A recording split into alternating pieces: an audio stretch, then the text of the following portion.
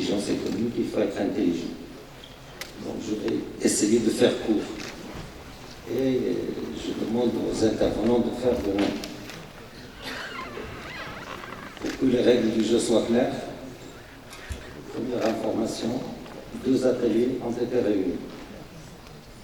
Deuxième information, chaque intervenant ne doit pas dépasser les 15 minutes. Donc, je compte sur votre précision. Merci. Donc, l'atelier de cet après-midi, c'est l'intelligence économique, géoéconomie et compétitivité des entreprises. La première intervention, elle sera faite par Madame Sadia Mouin, professeure à l'INCG de Casablanca, et porte sur l'intelligence artificielle, quels défis et opportunités pour les PME marocaines. Donc, à vous la parole, madame. Alors, merci Monsieur le Président. Alors, merci, bonjour à tous.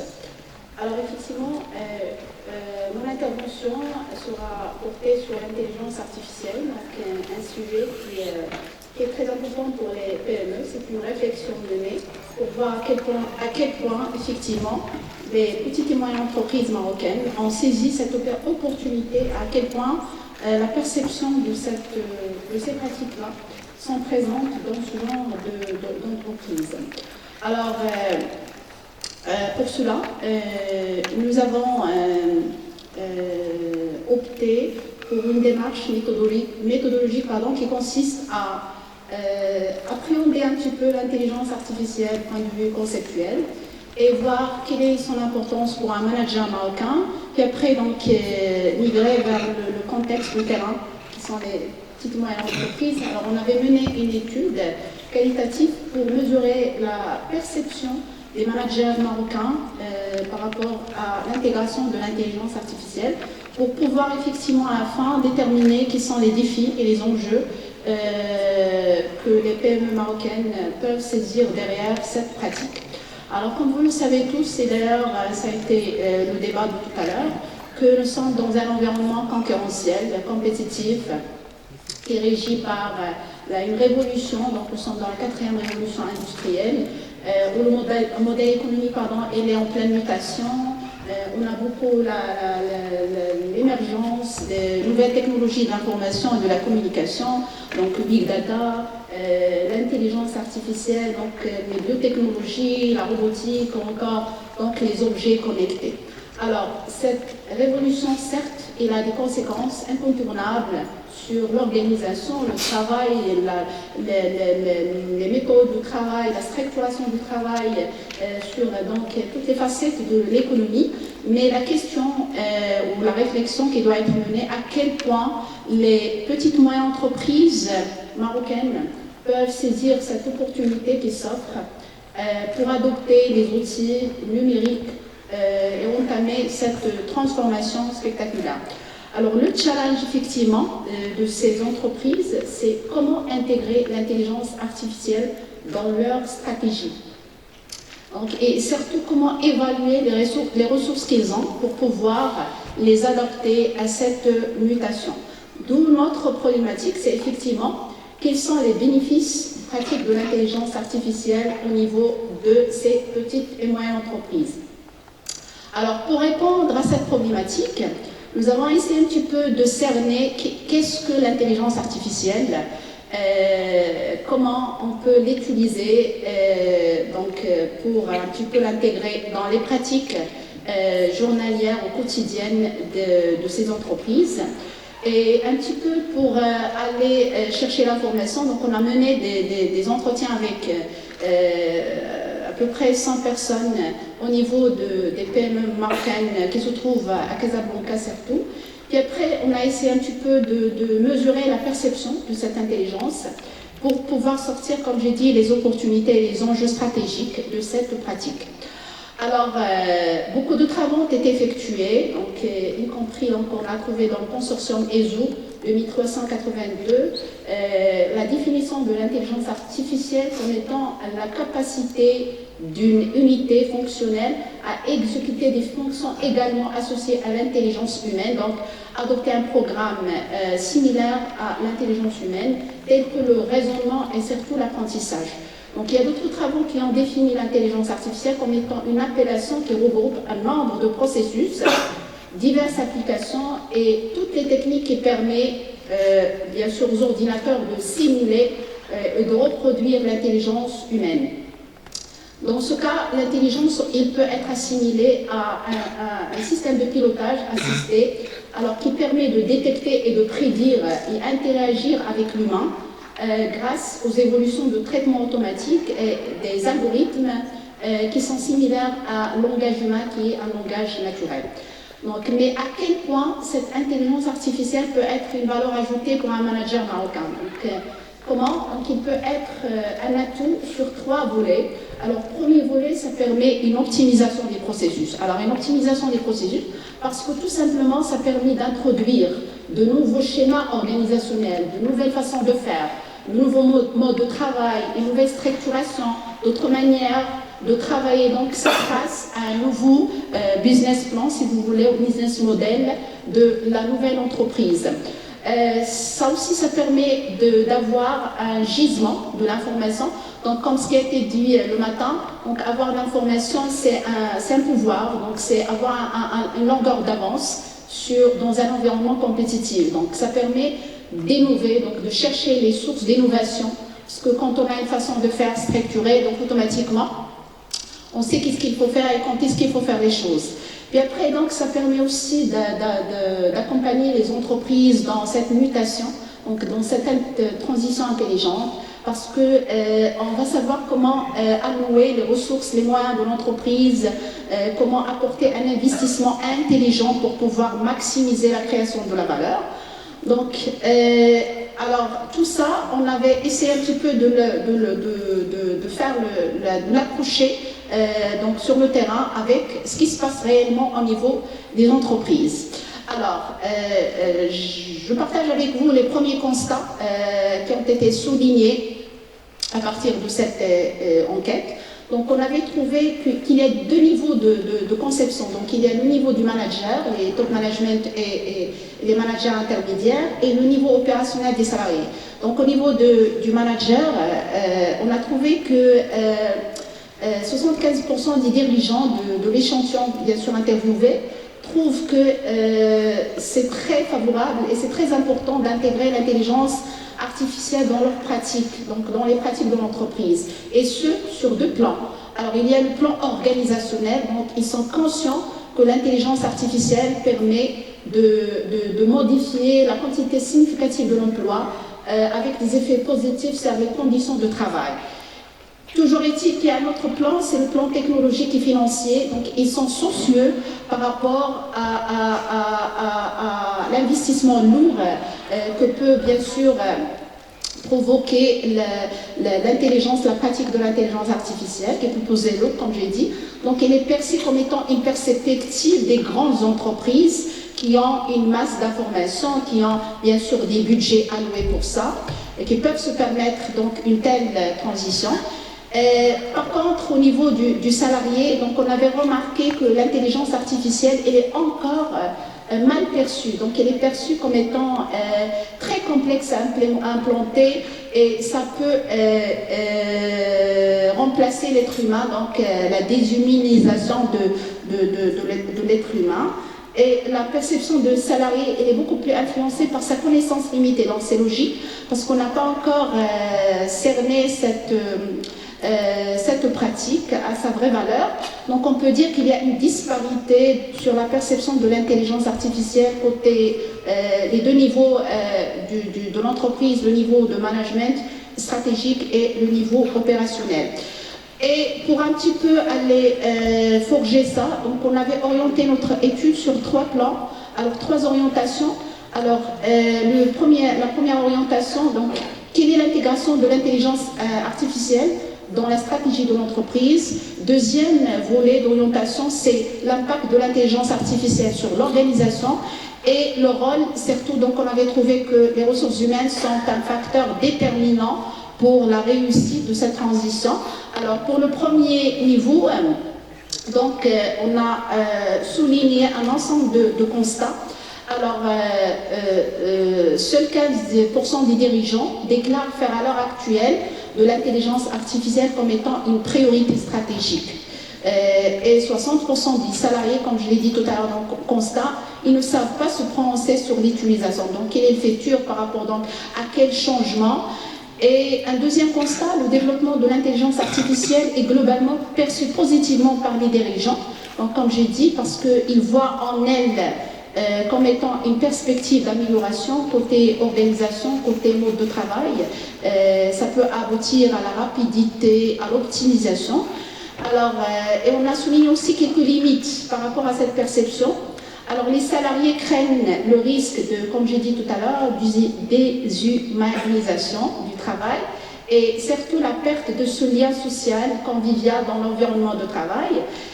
Pour les dirigeants, le principal risque, c'est de générer plus de contrôle, plus de reporting, le risque de déléguer surtout la partie de prise de décision chez le manager. Alors, deuxième orientation relative à l'organisation du travail.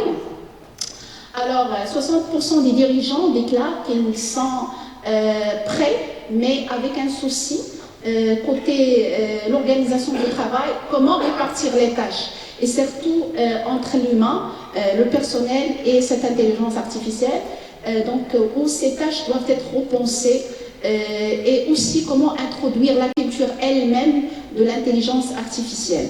Alors, on a des attentes, on a récolté un ensemble d'attentes. Alors, il y a déjà le souci de la formation. Alors, comment dénicher les profils, les compétences requises pour occuper un tel poste? Il y a aussi comment interagir, l'interaction entre la machine intelligente, le deep learning et l'être humain. Aussi, la compréhension même des référentiels métiers relatifs à l'intelligence artificielle. Et en parallèle, les dirigeants sont conscients comme quoi l'intelligence artificielle va créer améliorer cette chaîne de valeur. Il va apporter rapidité, flexibilité, optimisation, côté planification de la production, des méthodes plus agiles, plus fluides et plus rapides pour effectivement, comme j'ai dit, améliorer cette chaîne de valeur. Alors, le dernier volet, c'est relatif à l'impact des ressources humaines dans la réussite de cette intégration. Donc, il a été clair que sans le facteur humain, c'est le moteur de la réussite. Donc, de faire de l'intelligence artificielle un moteur de recherche, de réussite, un facteur clé de réussite.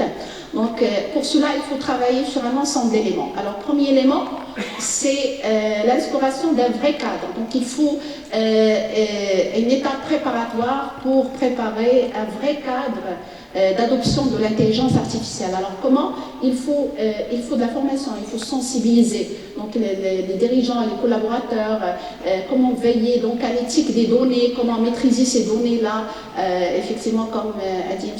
Cage tout à l'heure, donc Big Data il est là, mais comment tirer profit, un petit peu faire cette lecture avec le traitement classique des données. Donc il y a un autre élément, c'est la gestion des défis des compétences. Comme je dis, c'est comment créer ce référentiel métier pour pouvoir recruter, embaucher des compétences requises pour cette nouvelle mutation.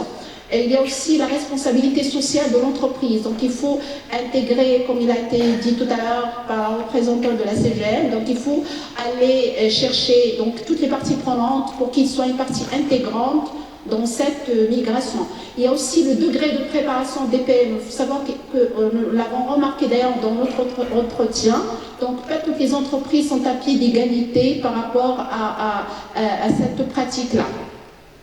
Alors, donc on peut dire qu'il y a 3 volets sur lesquels il faut travailler pour pouvoir réussir cette intégration. Donc il y a que l'intelligence artificielle est encore mal conçue, mal perçue, qu'il faut travailler dessus par la formation, par l'initiation. L'intelligence artificielle, il faut prendre comme étant un projet fédérateur, donc comment l'intégrer dans la stratégie de l'entreprise. il y a aussi le facteur humain qui est, donc l'enjeu, il est autant humain que technologie. Donc on peut dire qu'à partir de cette étude, qu'il y a des enjeux, donc il y a des défis. Alors, premier défi, c'est le défi technologique. Alors, il faut savoir que les petites moyennes entreprises, donc il faut rompre avec la culture comme quoi c'est dédié aux grandes entreprises. Il faut savoir qu'il y a des petites et moyennes entreprises qui travaillent déjà, mais d'une manière timide, et sans le savoir, avec les petites applications, les logiciels, les automatisent dans leur production. Donc, il faut donc des solutions, le numérique, il impose des changements, certes, qui sont très, très lourds, mais il y a quand même des applications, des solutions clés en main qui peuvent être bien sûr adaptées à la nature du travail. Il y a aussi le défi de la performance. Donc, parce que quand on va intégrer l'intelligence artificielle, il faut chambouler toute la structure, donc le recrutement, donc le département des ressources humaines, il est là, il doit repenser sa façon de recruter. Il y a aussi, il faut travailler avec des assistants virtuels, donc la CRM, les chatbots ou bien les agents conversationnels. Ça permet aussi de relever le défi d'analyse prédictive, donc des modèles prédictifs. Troisième et dernier besoin, troisième défi, pardon, c'est très, très important, c'est qu'on a un besoin en compétences. Donc il faut tenir compte des rythmes accélérés, des évolutions technologiques. Donc il faut travailler sur ça en matière de recrutement. Alors pour conclure, comme vous pouvez le voir, donc c'est un monde économique qui est en pleine mutation. Alors l'enjeu, c'est comment pour les entreprises, c'est de savoir en faire une partie prenante dans cette transformation. Donc, c'est gérer cette mutation, appréhender l'intelligence artificielle comme étant un moteur, bien sûr, de développement. Alors, notre étude, comme vous l'avez constaté, a permis de mesurer la perception de l'intelligence artificielle par le personnel des entreprises, qui est, comme vous l'avez donc remarqué, il est encore ambigu pour un pourcentage considéré des employés des entreprises. Alors, notre perspective, c'est comment effectivement on va pousser ces entreprises à relever le défi relatif à certaines problématiques d'ordre organisationnel. Donc, comment peut-on intégrer cette intelligence artificielle pour améliorer la productivité? Merci. J'espère que j'ai fait... Merci, cher professeur. Vous savez, on peut résumer le tout. On a un seul défi. L'entreprise ne doit pas, quelle que soit sa taille, dormir sur ses lauriers. Elle doit être réactive à tout. Merci. Donc, nous passons à la deuxième intervention qui sera présentée par Madame Noha Brada, qui porte sur le thème intelligence économique et capacité d'absorption, levier de développement stratégique à l'international. Bonjour à tous, vous m'entendez bien? Alors, bonjour, mon intervention aujourd'hui est une contribution qu'on a réalisée le professeur Abdelati Hekmaoui et moi-même dans le cadre de ma recherche doctorale. Je suis doctorante en intelligence économique au laboratoire l'ARMIG à l'université Hassan de la faculté de Ain. Aujourd'hui, nous allons vous présenter un essai de modélisation de la relation triangulaire entre avantage concurrentiel, intelligence économique et capacité d'absorption. L'intervention va je vais présenter tout d'abord une petite introduction pour poser le contexte général. Ensuite, le cadre théorique et conceptuel de notre recherche. Et enfin, je vais vous présenter l'élaboration du modèle de recherche avec les différentes propositions de recherche et éventuellement les pistes de vérification proposées. Alors, pour commencer un peu, pour poser le décor, pourquoi on s'intéresse à ce sujet d'intelligence économique et d'avantage concurrentiel? Parce qu'on est face à un environnement qui est marqué par l'hyperconcurrence. On est face à un changement du paradigme de l'avantage concurrentiel. Avant, avec les travaux de Michael Porter en 1980, il suffisait de s'adapter à son environnement pour supposer avoir un avantage concurrentiel. Aujourd'hui, il faut vraiment avoir de la ressource stratégique en interne. Donc l'avantage concurrentiel devient un ensemble de ressources qu'il faut former en interne. Et ensuite, on est face à une économie de la connaissance, à une révolution de la société d'information. En effet, cette ressource en interne, la plus précieuse devient la connaissance. Donc l'information et l'intelligence économique est notre outil pour répondre à cet enjeu informationnel et pour analyser cette information de façon utile pour pouvoir l'utiliser à bon escient. Donc les principaux concepts qu'on va mobiliser dans notre recherche sont l'intelligence économique, la capacité d'absorption de l'information qui va nous être amenée grâce à l'intelligence économique et l'avantage concurrentiel, c'est-à-dire notre output in fine, ce qu'on va réellement rechercher. Alors la problématique de notre travail est la suivante. C'est comment la maturité du dispositif d'intelligence économique influence l'avantage concurrentiel à travers les dimensions de la capacité d'absorption. Je vais vous expliquer plus en détail les concepts et les bases théoriques de cette problématique tout au long de cette présentation.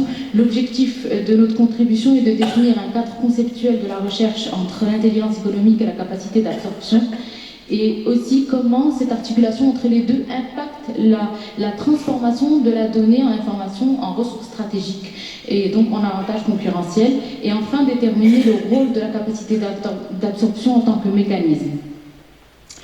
Là on va passer au cadre théorique de la recherche avec notre revue de la littérature. Notre cadre théorique de la recherche se base tout d'abord sur un constat majeur qui est l'asymétrie d'information. L'asymétrie d'information a été constatée par Akerlof, et il y a eu un prix Nobel de l'économie pour Joseph Stiglitz et Akerlof en 2001 pour cette asymétrie d'information. Donc c'est le fait qu'un acteur sur un même marché ne va pas détenir la même information. Et l'intelligence économique va nous permettre donc d'accroître cette asymétrie d'information en faveur d'un acteur plutôt que d'un autre. Ensuite, nous allons utiliser la théorie basée sur les ressources, la resource-based view, puisque aujourd'hui on a vu que l'information est devenue la ressource stratégique principale et qu'elle doit être transformée en connaissance. Donc on va compléter cette théorie de la ressource par la théorie de la connaissance, qui devient aujourd'hui la ressource la plus précieuse. Et on va alimenter davantage notre cadre théorique par la capacité d'absorption, mais une approche évolutionnaire de la capacité d'absorption, car on se situe au niveau de l'entreprise où c'est des processus et des routines organisationnelles dynamiques. Donc on tente d'absorber l'information, mais de façon à avoir des processus et des routines organisationnelles dynamiques. L'intelligence économique existe depuis des siècles, mais elle avait plus un caractère défensif. Aujourd'hui, depuis les années 80 et 90, on est vraiment face à une intelligence économique au service de l'entreprise qui va se délimiter en trois volets, trois pratiques: la veille, la protection de l'information et la stratégie d'influence. L'intelligence économique dans notre contribution va être un processus d'intelligence économique. On va s'intéresser au cycle du renseignement, c'est-à-dire qu'on va essayer de comprendre comment au sein du processus d'intelligence économique l'information se transforme en ressources stratégiques et donc en avantage concurrentiel. Cette transformation va être soutenue par la capacité d'absorption de l'information, puisqu'il ne suffit pas de faire de l'intelligence économique et il ne suffit pas de collecter cette information et de la diffuser, mais il faut l'absorber en interne grâce à des processus et des routines organisationnelles. La capacité d'absorption a d'abord été constatée par on parle de la capacité d'absorption depuis les années 90 avec les écrits de Cohen et Levinthal. Ensuite, il y a eu pas mal d'extensions, notamment les travaux de Zehra et Georges en 2002, et ils définissent la capacité d'absorption en tant que 4 dimensions: l'acquisition, l'assimilation, la transformation et l'exploitation de l'information. Dans le cadre de notre contribution, on va tenter de faire le lien entre cette intelligence économique et cette capacité d'absorption de l'information de par ces dimensions. Donc en fait, si on voit dans le slide, on a l'intelligence économique qui est représentée par le processus de traitement de l'information, et face à elle, nous allons retrouver les dimensions de la capacité d'absorption. Donc l'identification du besoin en information, qui correspond à identifier ce dont on a réellement besoin pour agir, correspondrait à l'acquisition de l'information en interne. Ensuite, la collecte et le traitement d'informations, ce qui correspond à la veille, correspondrait à l'assimilation de l'information, voire sa transformation. Et l'exploitation, on parle réellement d'action stratégique et on est au niveau des actions d'influence. Donc pour résumer un petit peu le cadre théorique, on a utilisé le modèle de François Vullinge qui l'a soutenu en 2002. Il a utilisé trois appellations de l'intelligence économique: l'intelligence informationnelle, l'intelligence compétitive et l'intelligence stratégique. Donc nous avons choisi d'utiliser le concept de maturité. En effet, l'intelligence économique connaît à peu près ces différentes phases. Aujourd'hui, une PME va se limiter à faire de la veille, donc elle va être au niveau de l'intelligence informationnelle, alors qu'un grand groupe fera de l'intelligence informationnelle jusqu'à de l'intelligence stratégique et aura des stratégies d'influence et de lobbying et pourra vraiment avoir un avantage concurrentiel important. Donc dans notre modèle de recherche, nous regardons la transformation de cette information en avantage concurrentiel à travers les différents niveaux de maturité que nous avons choisi d'appeler intelligence informationnelle, intelligence compétitive et intelligence stratégique à travers le mécanisme de la capacité d'absorption. Maintenant, allons plus en détail au niveau du modèle de recherche. Notre modèle de recherche est une triangulation de la relation entre ces trois concepts majeurs: la maturité IE, la capacité d'absorption et l'avantage concurrentiel. La maturité d'intelligence économique serait donc notre variable indépendante, la capacité d'absorption, la variable modératrice, et l'avantage concurrentiel, la variable dépendante, soit variable à expliquer. Nos hypothèses de recherche sont les suivantes. Donc, nous émettons le postulat que le niveau de maturité du dispositif IE affecte positivement la capacité d'absorption de l'information et que ce processus utilise donc la capacité d'absorption qui est la variable médiatrice pour générer cet avantage concurrentiel. Et enfin, in fine, l'output, qui est l'innovation et la performance qui sont mesurées par l'avantage concurrentiel, l'IE impacte positivement cette innovation et cette performance. Alors, plus en détail dans la décortication du modèle, pour la première proposition de recherche, la maturité IE, comme je vous l'ai démontré dans les deux slides précédents, c'est 3 niveaux. Ces 3 niveaux correspondraient donc aux 4 dimensions de la capacité d'absorption. L'acquisition représente le premier niveau de maturité de l'intelligence économique. L'assimilation et la transformation sont ensemble et représentent le second niveau. Et l'exploitation, on est vraiment au niveau de l'action stratégique, on peut parler à ce niveau-là d'intelligence stratégique. Enfin, aussi la capacité d'absorption dans la revue de la littérature est une variable modératrice de plusieurs outputs organisationnels, notamment la proactivité, l'innovation, mais aussi l'avantage concurrentiel. Donc, nous avons choisi de la mettre en tant que variable modératrice pour expliquer notre output organisationnel recherché, qui est l'avantage concurrentiel, et c'est l'objet de notre seconde hypothèse, qui est que le processus utilise donc ce mécanisme qui est la capacité d'absorption pour générer cet output organisationnel qui est l'avantage concurrentiel à travers les 3 sous-hypothèses qui sont également faites en termes de maturité. Donc, premier niveau, second niveau et troisième niveau. La troisième proposition de recherche est relative vraiment à l'output, c'est-à-dire la performance et l'innovation. Donc, qu'est-ce qu'on cherche in fine en utilisant l'intelligence économique et en l'améliorant et en utilisant cette intelligence économique pour améliorer la capacité d'absorption de notre information, on cherche vraiment à atteindre un niveau de performance organisationnelle et d'innovation pour être compétitive à l'international. Donc, nous avons déterminé trois niveaux d'avantage concurrentiel également. Le premier est que l'intelligence informationnelle, le niveau 1, combiné à la première dimension de la capacité d'absorption, va impacter positivement la compétitivité globale. Le second niveau, c'est qu'on va aller beaucoup plus dans le concret et l'avantage concurrentiel est là mesuré par la performance commerciale et financière. Et enfin, quand on utilise l'intelligence stratégique et qu'on le combine à la quatrième dimension de la capacité d'absorption, on est vraiment dans une performance commerciale et financière doublée par de l'innovation et une efficience en termes de coût et de différenciation. Donc c'est le stade excellent, c'est l'excellence opérationnelle.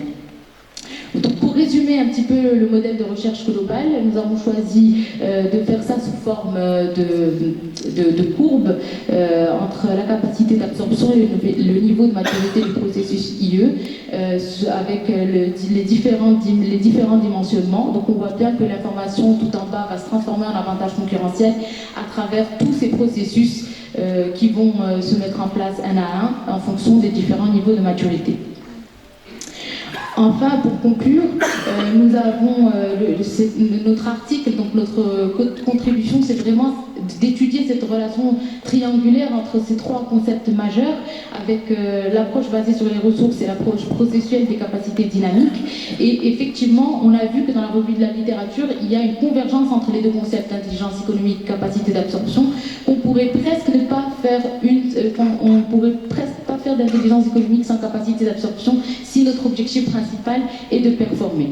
Donc la capacité d'absorption est le mécanisme par lequel l'intelligence économique permettrait de développer la compétitivité globale d'une entreprise.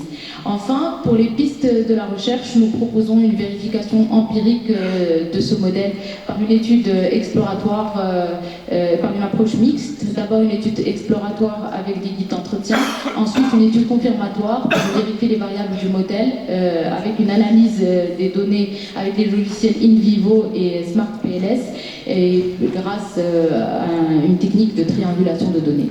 Merci pour votre écoute. Je reste ouverte à vos questions. Donc, l'intervention suivante, c'est l'intelligence économique territoriale à l'ère de la régionalisation avancée, pas de la région Rabat-Salé-Kénitra. Elle sera présentée par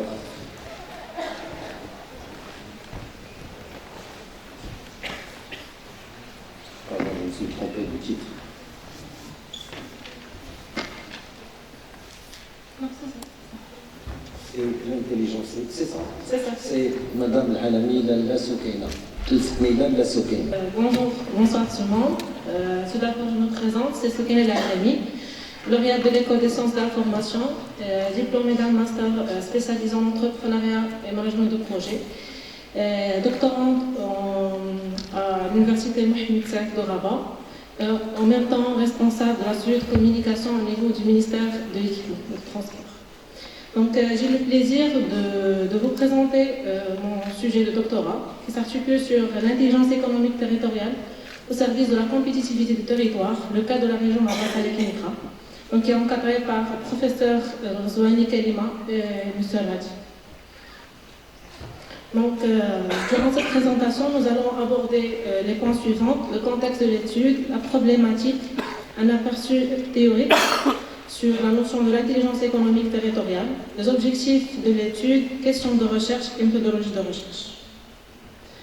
Donc, comme vous savez tous, dans une époque marquée par de profonds changements sociologiques, politiques et économiques, notamment dans un contexte de globalisation, l'ouverture de l'économie marocaine à l'international, la nouvelle politique marocaine d'organisation territoriale, à savoir la régionalisation avancée, un environnement qui est instable et constante évolution, le développement exponentiel de l'information. Donc les territoires comme les entreprises sont forcés à repenser leur stratégie d'organisation territoriale et d'adopter une politique qui est basée sur la politique d'intelligence économique territoriale. Et dans ce cadre que s'inscrit notre problématique de l'étude, donc dans quelle mesure l'intelligence économique territoriale peut contribuer au développement de la compétitivité de la région Rabat-Salé-Kénitra. Donc avant de passer aux objectifs de l'étude, on va voir un aperçu théorique sur la notion. Donc qu'est-ce qu'on entend par la notion de l'intelligence économique territoriale? Donc c'est une notion qui est globale, récente, polysémique, multidisciplinaire, qui se présente comme une démarche collective nouvelle qui a pour objectif la compréhension de la dynamique du territoire, l'organisation et la mutualisation de l'information, afin de fournir une information fiable aux différents acteurs territoriaux et au bon moment. Donc cette démarche suppose la conjonction de trois conditions. Premièrement, que les acteurs territoriaux échangent de l'information, qu'ils accordent du crédit à l'information reçue Et finalement, que le processus de communication soit établi et que les acteurs établissent des réseaux appropriés et transfèrent leurs compétences. Donc, parmi les objectifs de cette démarche, premièrement, c'est connaître, comprendre, suivre et accompagner le territoire, identifier et contribuer à mettre en œuvre des projets créateurs de richesse et d'activité, mettre en réseau les acteurs publics et privés au service du développement du territoire, anticiper les mutations, les évolutions et les facteurs de rupture, et finalement, valoriser le territoire. Donc, il y a deux approches de l'intelligence économique territoriale. Donc, une approche ascendante, donc, qui se base sur le principe que la diversité des territoires, et notamment celle du développement local porté par les acteurs locaux, sont une logique endogène et qui accorde avec une vision plus large et complexe du développement, incluant non seulement les principes du développement durable, mais qui s'inscrivent aussi et surtout dans une perspective de réalisation du bien-être humain. Alors que l'approche descendante, c'est la déclinisation directe au plan local du concept d'intelligence économique. Et selon cette approche, l'intelligence territoriale a pour objectif uniquement la compétitivité et l'attractivité du territoire, et pas comme l'approche ascendante qui est basée sur le bien-être humain et le développement durable du territoire. Donc, revenons à notre projet de doctorat. Donc, pour les questions de recherche, comment les acteurs territoriaux de la région Rabassa-Kénitra gèrent leur information stratégique. Est-ce qu'ils adoptent déjà une stratégie d'intelligence économique qui comporte la stratégie de veille interne de la sécurité, de l'information et d'influence d'une manière interne? Comment l'information est identifiée, analysée, traitée et diffusée au sein des organismes des acteurs locaux? Et deuxièmement, comment l'information stratégique circule entre ces différents acteurs? Est-ce que ces acteurs sont conscients de l'importance de la mutualisation de l'information et la coordination de l'information? Est-ce que les acteurs régionaux sont motivés pour adhérer à un système d'information territoriale? Quels seront leurs besoins et leurs attentes par rapport à ce système? Parmi les objectifs de l'étude, au plan théorique, c'est développer un état de l'art sur le domaine de l'intelligence économique et son développement vers la pratique de l'intelligence économique territoriale. Réaliser une étude de benchmark de la pratique de l'intelligence économique territoriale au niveau national et international.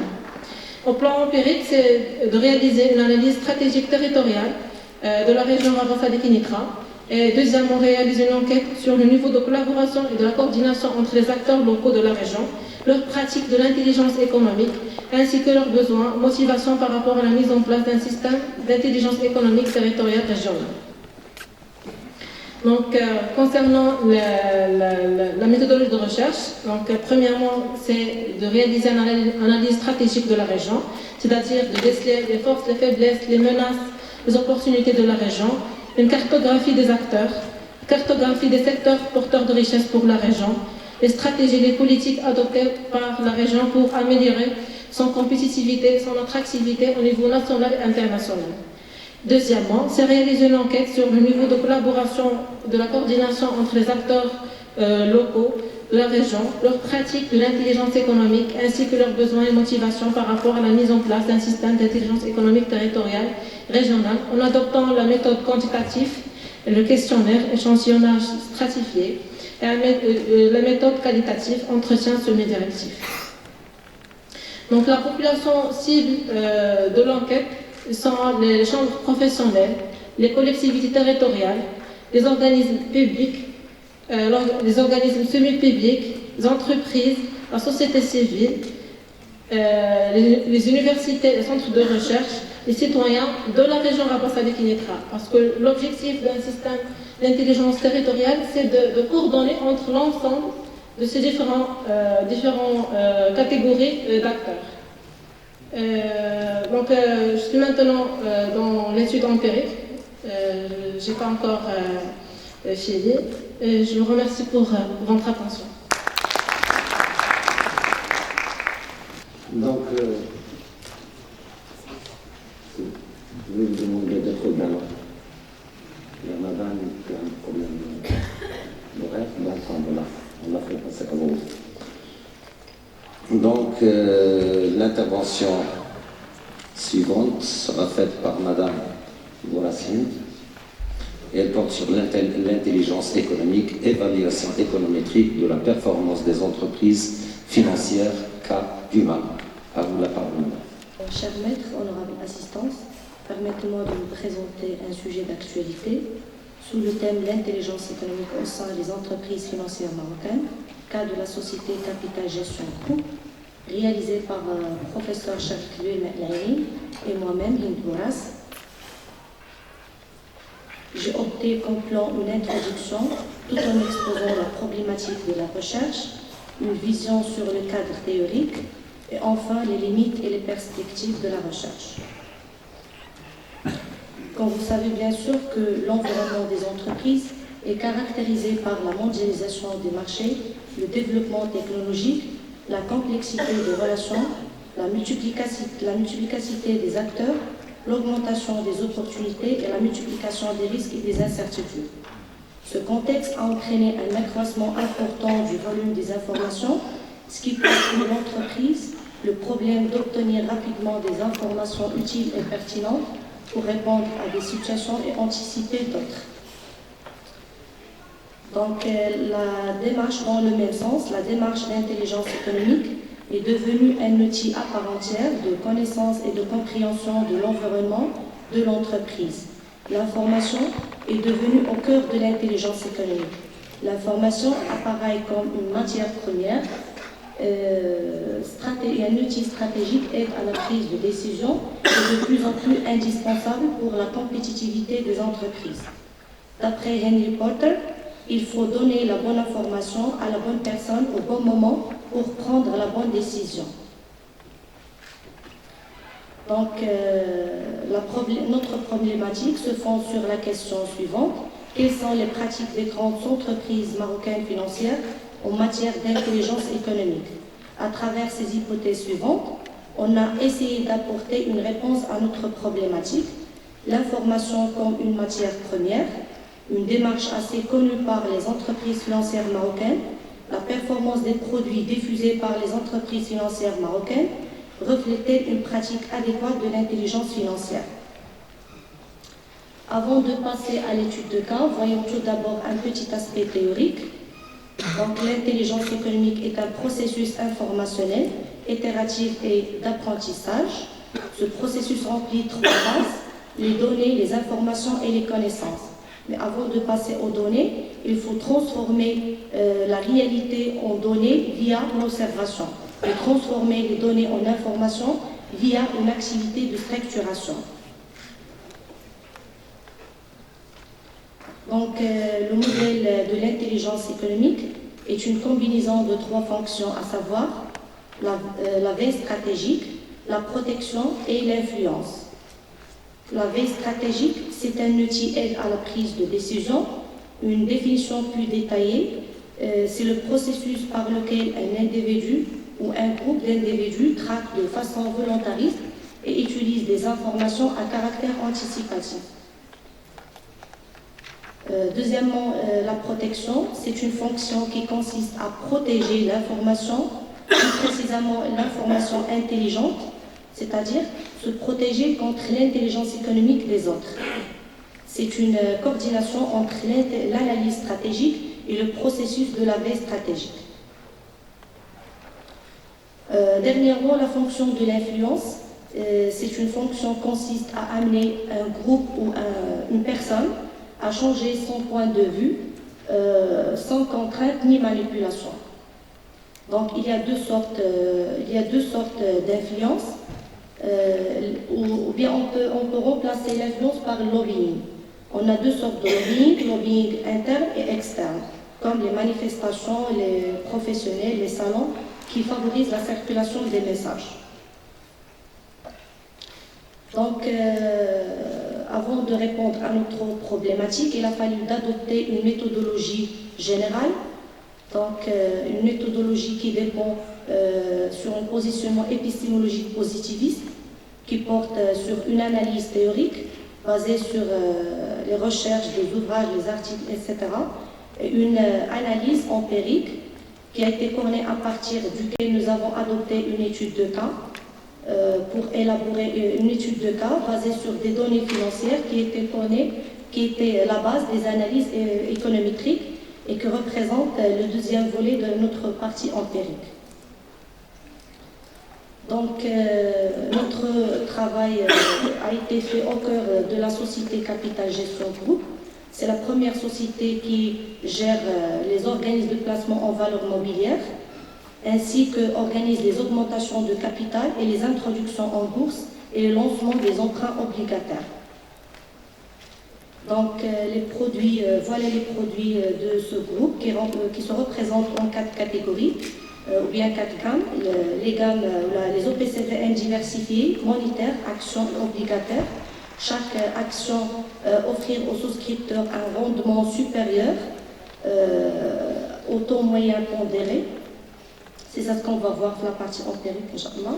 Et autorise une perspective de rentabilité comparable.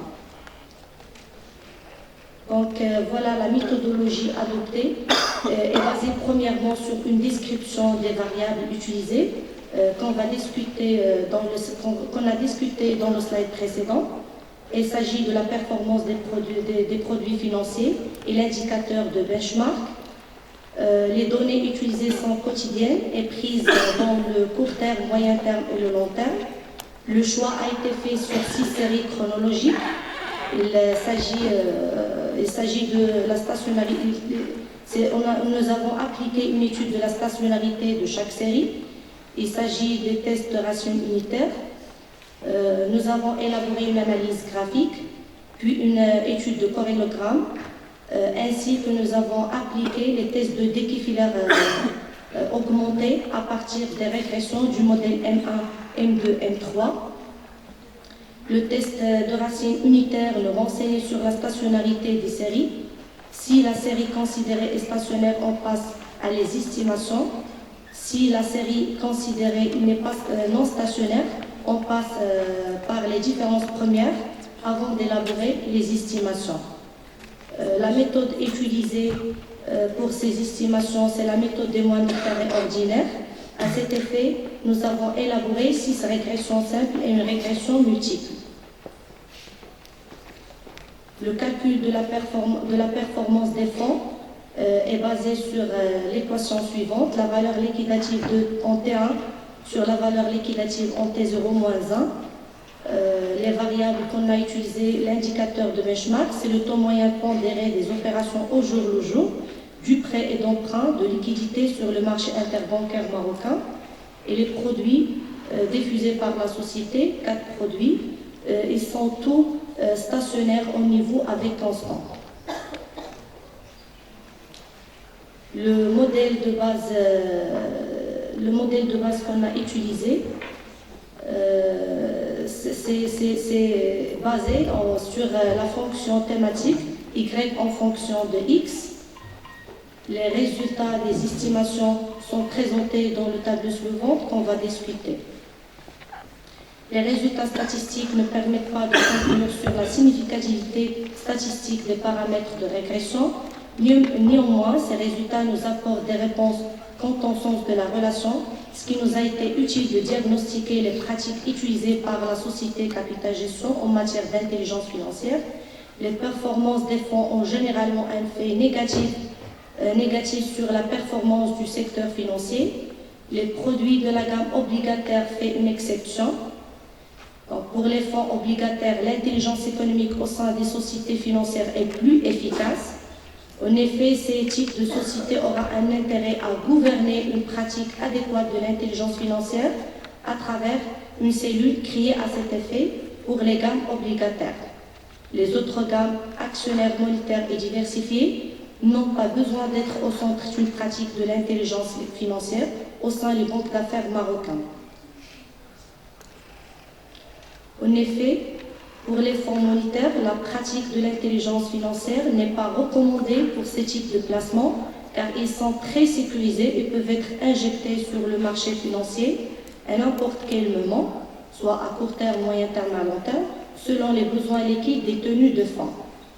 Pour les fonds diversifiés, la pratique de l'intelligence financière n'a pas d'effet remarquable car il ne peut pas être investi à hauteur de 90% de son actif hors liquidité et créant des opérations en titre de créance. Dernièrement, les fonds d'action, la pratique de l'intelligence financière n'est pas recommandée pour ces fonds de placement. Ce point de vue est placé sur le fait de retenir seulement l'indicateur de benchmark, le TMBJJ. La caractéristique de ces fonds de placement mène à comparer cette catégorie avec les indicateurs du marché boursier, le MASI et le MADEX. Pour les limites, la recherche peut être réalisée sur la base de l'ensemble des entreprises financières et non financières pour mieux capter les effets de l'intelligence économique et sa pratique. La recherche peut être réalisée sur la base de l'ensemble des produits OPCVM. Et les performances des fonds ont été comparées par rapport à l'indicateur de benchmark du secteur financier et monétaire, alors qu'il serait plus judicieux de diversifier les indicateurs de benchmark. Or, il serait plus judicieux de diversifier les indicateurs de benchmark tels que ceux qui résument les autres secteurs, ou appliquer des méthodes économétriques plus sophistiquées qui peuvent nous épargner des problèmes liés à l'autocorrélation et l'homozygoticité tels que la double moindre carré ordinaire si on intègre une variable retardée ou de mesurer la contégration si nous nous intéressons à estimer l'intensité de la relation entre les variables ou encore appliquer les techniques liées aux données de palette si on vise plusieurs entreprises financières et non financières dans l'analyse. Donc, ces estimations ne sont pas exhaustives. Pratiquement, et à notre savoir, c'est la première étude menée au Maroc dans le secteur financier en matière d'intelligence économique. Donc, ce qui timbre et donne une originalité à notre travail. Merci pour votre attention. Notre intervention va aborder les aspects sécuritaires et géoéconomiques de l'intelligence économique et va proposer d'étudier les défis que pose la notion de la guerre économique à l'intelligence économique.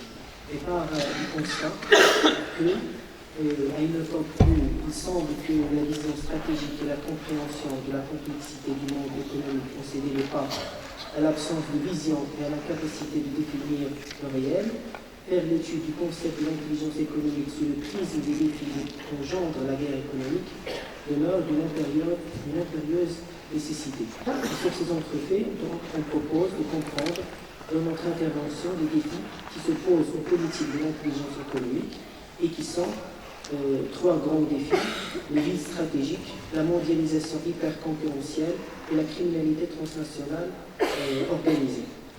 Notre premier point va aborder donc le premier défi que nous avons identifié et que l'intelligence économique doit relever et qui est le vide stratégique. On sait que la quintessence de l'intelligence économique est de fournir aux décideurs économiques une information stratégique.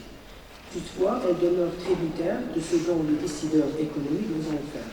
En d'autres termes, l'intelligence économique est soumise à la présence d'une vision stratégique. Cependant, à l'ère de ce que nomme le stratège Philippe Omar, à l'ère du vide stratégique, cette dernière fait défaut aux acteurs économiques publics ou privés. Et à une époque où il n'est pas impossible que le monde bascule dans la désorganisation et la perte de sens, comme le prophétise Alain Turenne, notre grand défi, selon Philippe Omar, est de retrouver le débat ontologique et la soif de définir que nous avons perdu. Toutefois, le XXIe siècle ne semble devenir qu'une inlassable répétition et accumulation d'une même crise économique globale. Il semble que nous sommes entrés dans l'ère qu'appréhendait le philosophe Kolakowski, une ère qui fait l'éloge de l'inconséquence, où nous sommes alors assaillis par ce sentiment permanent de notre erreur possible. Une époque d'incertitude où les événements se jouent des acteurs économiques qui se trouvent impuissants devant l'inactivité des crises et se résignent à l'impossibilité d'un retour en arrière ou de la possibilité d'un changement. Pourquoi ce vide stratégique? Selon Philippe Omar, car nous sommes entrés dans l'ère où la menace, qu'elle soit de nature économique, sécuritaire ou autre, entre dans l'échelle de la déraison. Elle devient alors paralysante et abrutissante. Ceci fait qu'il n'est plus besoin dès lors, pour les gouvernements et les dirigeants d'entreprises, d'être plus habiles. Ce qui implique que, selon Philippe Omar, La véritable menace qui pèse sur les acteurs économiques contemporains, c'est la guerre cognitive qu'on se livre à nous-mêmes. Ainsi, malgré le fait que l'époque contemporaine se caractérise par une abondance et une facilité à recueillir des renseignements, qu'ils soient d'ordre économique ou politique, les acteurs économiques, à défaut d'une préparation et d'une profondeur stratégique, sont incapables d'en tirer parti, puisqu'ils sont enfermés dans une tyrannie de présent, un présent omniprésent, ou ce que nomme l'historien français François Artaud le présentisme. Ce qui fait que si les crises économiques contemporaines sont systématiques, ce n'est pas parce que c'est principalement une confrontation de la singularité contre le modèle, singularité d'une crise qui prend le chaos, la vélocité et la coercition, contre des acteurs économiques qui ont l'obsession de l'ordre d'un plan stratégique. La crise de la pensée stratégique économique questionne aussi notre rapport au temps stratégique, puisque dans un capitalisme de la vitesse, les dirigeants économiques ne parviennent à saisir la nature et la portée des actions qu'ils ont entreprises que lorsque ces derniers sont achevés. Toute action de prévision devient ainsi hasardeuse, ce qui fait que les responsables d'entreprise en majorité n'ont qu'une vision approximative de leur propre industrie. De ce fait, ils administrent des organisations imaginaires avec des données imaginaires. Le deuxième point va aborder la question de la mondialisation économique hyper concurrentielle et prédatrice face à l'intelligence économique. L'ordre de la scène économique mondiale est également bouleversé par la révolution dans les technologies de l'information. Désormais, on le sait, l'information devient l'arme la plus efficace dans la guerre économique que se livrent les acteurs économiques étatiques ou privés. Une arme dont l'importance s'accentue avec le dévoiement et la radicalisation de la concurrence économique, une concurrence dont le sens n'est plus celui de contribuer avec d'autres acteurs économiques au développement, mais selon l'AIDI, à capter le plus de marchés possible pour neutraliser, voire tuer son concurrent. Dans ce sens, l'information devient la clé de voûte de la guerre économique, dont les vainqueurs sont ceux qui maîtrisent la collecte, l'analyse et le traitement des informations stratégiques sur leur environnement économique et concurrentiel. L'intelligence économique peut être ainsi considérée comme la réponse organisationnelle à l'émergence d'une société du savoir. Une société fondée sur cette capacité à maîtriser et analyser les milliards de données personnelles et professionnelles générées par les millions des utilisateurs des nouveaux moyens de communication. Ce marché des données personnelles dominé par les GAFA puise dans les nouveaux mythes du XXIe siècle qui sont les big data, ces centres de stockage permanent, de traitement, de diffusion et de vente des données personnelles. L'objectif de l'intelligence économique est d'être donc une pratique systématique adoptée par les acteurs économiques afin de pouvoir organiser la collecte et l'exploitation des gisements d'informations numériques dont les dessins vont tirer un avantage concurrentiel, un moyen d'anticipation des actions et des décisions de nos domaines social, économique et politique. Toutefois, la pratique de l'intelligence économique demeure l'apanage des États et des grandes entreprises pour relever le défi de la globalisation, de l'hyperconcurrence mondiale et de la guerre économique. Cette dernière notion, dont l'existence fut longtemps limitée aux travaux du monde universitaire, la guerre économique se trouve être une réalité incontestable de la scène internationale, et bien que la croyance qui dominait jusqu'à présent les études économiques fut que le commerce avait une vertu pacificatrice, une évolution déconcertante des relations internationales a conduit, en paraphrasant l'affirmation de Clausewitz, à ce que l'économie devient la poursuite de la guerre par d'autres moyens. En ce sens, la confrontation économique entre États, entre acteurs économiques au niveau national, est plus uniquement un appui à la guerre qu'une instrumentalisation de la force en tant que telle. La confrontation économique, c'est-à-dire la guerre économique, se distingue de la confrontation militaire traditionnelle parce qu'elle se manifeste à travers une domination économique permanente qui peut conduire à la paupérisation, à l'incapacité d'investissements nationaux ou étrangers et l'impossibilité d'un développement économique du pays ou sa stagnation dans un état continu de précarité et d'instabilité économique. Certes, l'objectif de la guerre économique n'est pas identique à celui de la confrontation militaire, puisque la soumission économique ne se traduit pas, comme dans le cas d'une soumission militaire, par une remise en cause de l'intégrité territoriale de l'organisation politique. Toutefois, les conséquences humaines et matérielles et économiques de la guerre économique peuvent être aussi lourdes que celles de la confrontation militaire.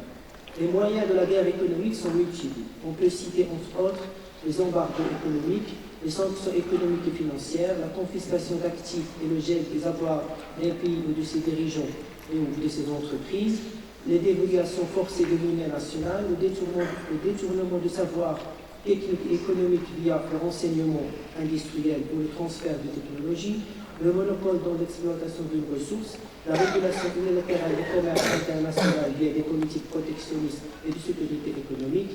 Ces moyens, avec toutes les privations matérielles et financières ainsi que les obstacles qui dressent contre les libertés inhérentes à toute activité économique, engendrent des méfaits qui peuvent être aussi destructeurs que les armes lors de confrontations militaires.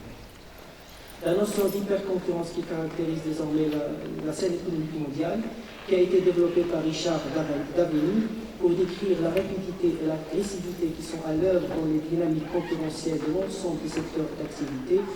Cette notion caractérise désormais les relations économiques au niveau national et mondial et le résultat de la mondialisation des échanges économiques, de la révolution dans les technologies de communication et des pratiques du dumping social. L'économie contemporaine est, selon Philippe Omar, une guerre sans stratégie, puisque dépourvue d'idéologie et d'homogénéité d'opinion. L'économie dont le dogme est désormais celui de la somatisation personnelle, liée à l'écran plat, les réseaux sociaux et les différentes formes d'existence numérique.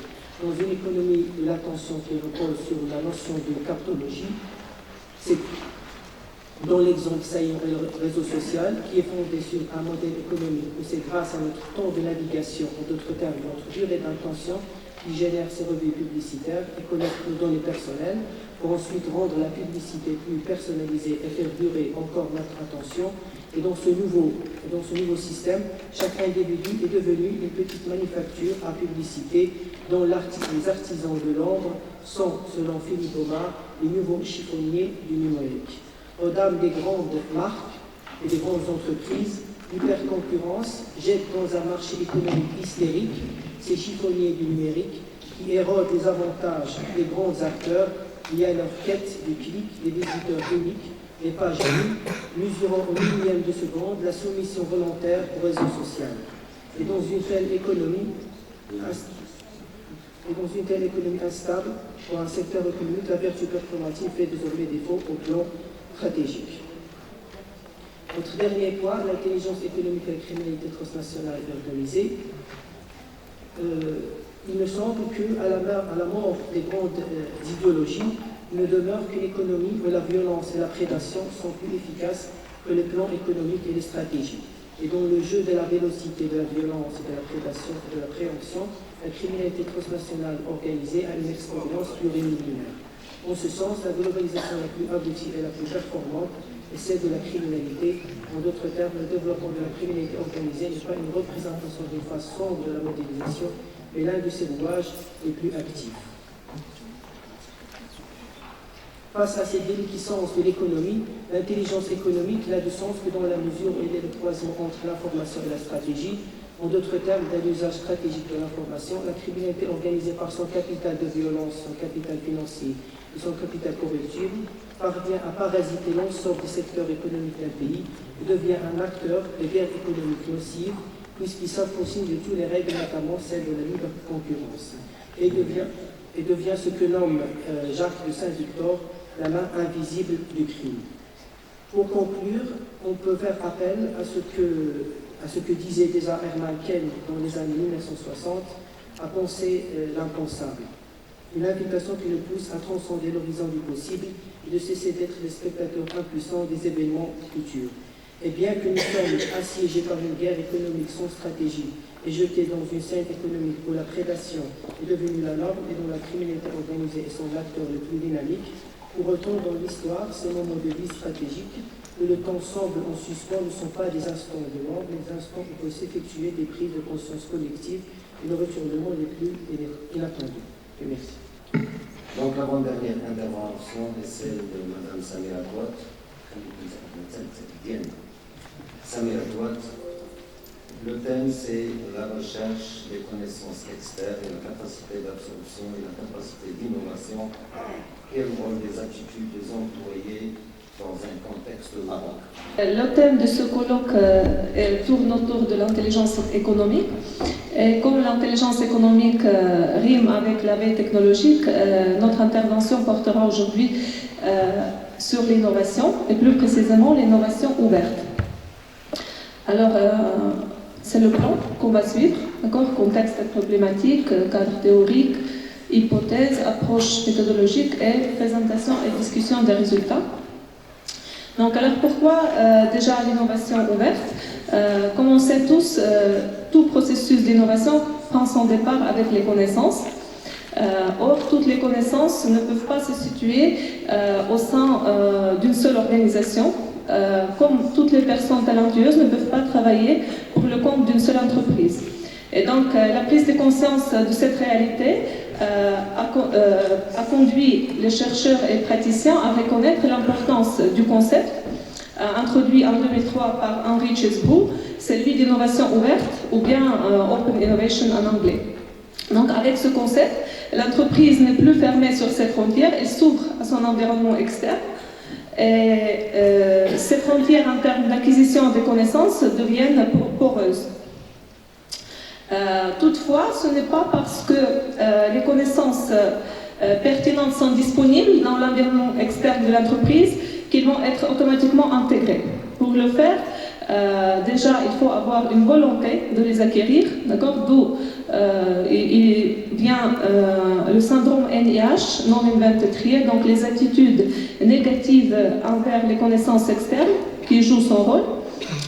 Mais ensuite, une fois que ces connaissances sont acquises, il faut les transformer et les exploiter, d'où l'intérêt du concept de la capacité d'absorption.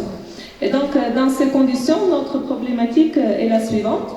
Dans un contexte d'innovation ouverte, quel rôle jouent les connaissances externes modérées par les attitudes des employés envers la performance d'innovation? Alors, pour répondre à cette problématique, nous avons réalisé une revue de littérature en mobilisant un certain nombre de concepts et de théories. Notamment, nous nous sommes basés sur 3 théories. Principalement, c'est la théorie du management par les ressources, la théorie des capacités dynamiques et la théorie de l'identité sociale. Et pour les concepts, nous nous sommes limités à 4. Donc, c'est l'ouverture de la recherche des connaissances qui est exprimée à travers l'étendue de la recherche externe. Donc, elle est opérationnalisée à travers le nombre de sources de canaux, ou de sources ou bien des canaux de recherche externe sur lesquels l'entreprise s'appuie dans ses activités d'innovation. Le deuxième concept, c'est la performance d'innovation. Donc, notamment, on parle ici d'innovation de produits. Donc, elle est exprimée à travers 5 critères. Donc, c'est le degré de nouveauté de nouveaux produits, la vitesse du développement de ces nouveaux produits, l'utilisation des dernières technologies dans les nouveaux produits, le nombre de nouveaux produits mis sur le marché, ainsi que le nombre de nouveaux produits mis sur le marché avant les concurrents. Donc, c'est la position de pionnier. Donc, le troisième concept, ou bien la troisième variable, c'est la capacité d'absorption. Donc, il s'agit de l'ensemble de routines et de processus pour produire une capacité organisationnelle dynamique. Et donc, c'est une variable bidimensionnelle selon Zara et George en 2002. Donc, la première dimension, c'est la capacité d'absorption potentielle, avec ces 2 composantes, l'acquisition et l'assimilation des connaissances. Et la deuxième dimension est la capacité d'absorption réalisée, avec ces 2 autres dimensions, qui sont la transformation et l'exploitation des connaissances. Et enfin, donc, le dernier concept que nous avons utilisé, c'est les attitudes, ou bien le syndrome NIH, donc en anglais c'est Non-Invented Trier. Donc il s'agit des attitudes, brièvement dit, négatives envers les connaissances externes, mais si on reprend la définition plus développée, c'est un biais en fait, d'une attitude négativement formée de la personne envers la connaissance externe. Donc la connaissance externe, c'est-à-dire celle qui passe les frontières contextuelles, spatiales ou bien organisationnelles. Donc ce biais négatif, il provoque une mauvaise évaluation de cette connaissance, donc soit la sous-estimation de sa valeur, soit la surestimation du coût de son obtention. Comme réponse comportementale, c'est soit l'utilisation sous-optimale de cette connaissance, soit soit carrément son rejet. Donc, en justifiant le lien entre ces 4 variables par les développements théoriques issus de la littérature scientifique, mais aussi et surtout par les études empiriques menées par des auteurs dans des contextes occidentaux, nous avons construit 4 hypothèses suivantes. Donc, la première, c'est l'ouverture de la recherche de connaissances influence positivement la performance d'innovation de produits. Donc cette influence se réalise à travers de plusieurs façons en fait. On peut citer par exemple la diminution de la myopie cognitive. Donc l'entreprise elle arrive à acquérir les inputs complémentaires en aval et en amont qui sont utiles pour ces activités d'innovation. Également, la capacité à travers l'acquisition de nouvelles connaissances externes développe sa capacité de récombinaison qui est reconnue dans la littérature comme facteur favorisant la performance d'innovation. Et aussi, bien sûr, on acquiert les connaissances externes pertinentes, plus l'incertitude liée aux résultats d'innovation est atténuée. Comme on a dit déjà, ce n'est pas automatique.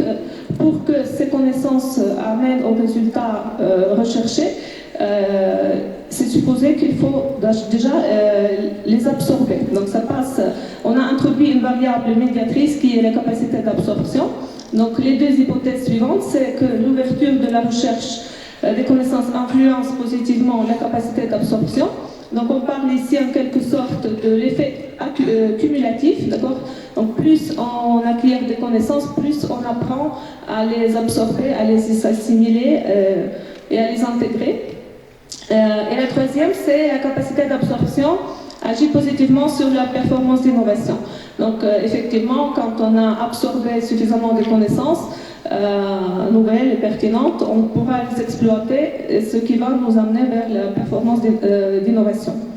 Et enfin, la 4e hypothèse, c'est que c'est l'effet modérateur en fait par les attitudes NIH, donc par ces attitudes négatives envers les connaissances externes, parce que, comme on a dit, si les employés ont les attitudes négatives, donc ça peut impliquer une réponse comportementale non désirable qui consiste soit dans le rejet carrément de cette connaissance qui provient de l'environnement extérieur, soit dans son utilisation sous-optimale ou bien sous-exploitation.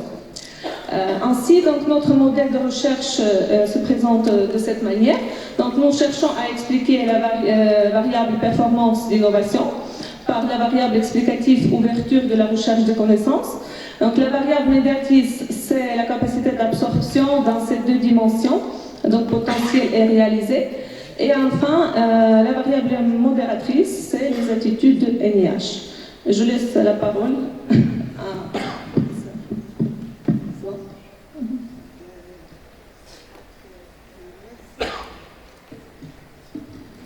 Donc en fait, avant de commencer ce 2e moment de notre présentation, à savoir la partie empirique, je tiens tout d'abord à féliciter tout d'abord les organisateurs de ce colloque et à remercier. C'est bon, je suis à 8 minutes. D'accord. Alors, pour tester notre modèle, qui présente un processus une médiation, si vous voulez, modérée, nous avons mené une étude quantitative dans une perspective bien sûr exploratoire. Les variables dont SIA a présenté tout à l'heure ont été incorporées en fait dans un questionnaire destiné à mesurer les 4 variables, à savoir la performance de l'innovation, les attitudes négatives, la capacité d'absorption. Notre échantillon d'enquête est constitué de 33 entreprises de 5 grandes villes marocaines. Pour la méthode, donc, nous avons opté pour les équations structurelles en utilisant la méthode d'estimation PLS sous XLStat. Un choix qui n'est pas gratuit en fait, c'est un choix justifié du fait qu'on est dans une optique exploratoire, primo, du fait que notre modèle structurel combine des indicateurs en fait déconstruits formatifs et déconstruits réflexifs, et du fait aussi qu'on a un échantillon réduit. Et le dernier argument par rapport au choix de notre méthode, la PLS, c'est le fait qu'on a affaire juste à un modèle partiel. Donc d'autres modèles n'ont pas été intégrés dans notre modèle de recherche. Alors, pour mesurer, on doit certainement passer par l'opérationnalisation et chaque échelle de mesure choisie, ce sont des échelles validées dans des contextes bien évidemment différents. On les a empruntées, on les a traduits et adaptés au contexte marocain. Donc, pour gagner du temps, je ne vais pas vous présenter les échelles de mesure et je passe directement vers la partie présentation des résultats et analyse, présentation et discussion des résultats qu'on va faire en 3 moments. Donc le premier moment, c'est par rapport à la présentation des résultats descriptifs. Le deuxième moment, c'est par rapport à la validation des échelles de mesure. Et le troisième moment, c'est le test des hypothèses et du modèle. Alors par rapport à la partie descriptive, on va dire que en ce qui concerne la performance d'innovation, plus de 63% des répondants utilisent les dernières innovations technologiques dans les nouveaux produits. Donc là, on va juste présenter les indicateurs clés en fait par rapport aux mesures de chaque variable. Les entreprises marocaines, en se basant bien évidemment sur notre échantillon, sont plutôt ouvertes envers les connaissances provenant de l'extérieur. Donc presque 94% des répondants accordent une importance très importante aux connaissances externes. Et puis par rapport aux attitudes, et ça c'est une information très importante qu'on va réutiliser par la suite pour interpréter les résultats obtenus. Donc plus de 72% des répondants cherchent les occasions pour échanger avec les personnes ayant d'autres connaissances. Alors par rapport à la validation des échelles, c'est-à-dire on ne peut pas passer à la validation plutôt au test du modèle sans vérifier la qualité de nos échelles de mesure. Là, en fait, on va opter pour 2 procédures, si vous voulez, de validation, puisqu'on a affaire à 2 catégories de variables, donc de variables formatives et de variables réflexives. Donc, tout ce qui est par rapport construit réflectif, on va opter pour la démarche traditionnelle, classique, dans l'alpha de Crampage. Par contre, en ce qui concerne les autres variables qui sont formatives, on va s'intéresser à l'étude, si vous voulez, du poids ou de la contribution de chaque indicateur dans la constitution de la variable en question. Arrivons au dernier point, c'est-à-dire le point par rapport à la présentation des résultats. Et donc, comme c'est affiché, notre modèle, on va dire que le test du modèle structurel, comme vous pouvez bien le voir au niveau du slide, la variable explicative, c'est-à-dire les connaissances, impacte positivement et significativement aussi bien la capacité d'absorption potentielle et réalisée que la performance, avec bien sûr un point inférieur à 5%, ce qui veut dire que c'est significatif. Donc ce modèle permet d'expliquer plus de 51% de la performance d'innovation. Ça, c'est un pouvoir explicatif très intéressant. Cependant, les variables médiatrices et modératrices, les deux sont la variable médiatrice et modératrice n'ont aucun impact. Bien sûr, tout à l'heure, on va revenir sur un certain nombre de limites en fait. Ça s'explique comment?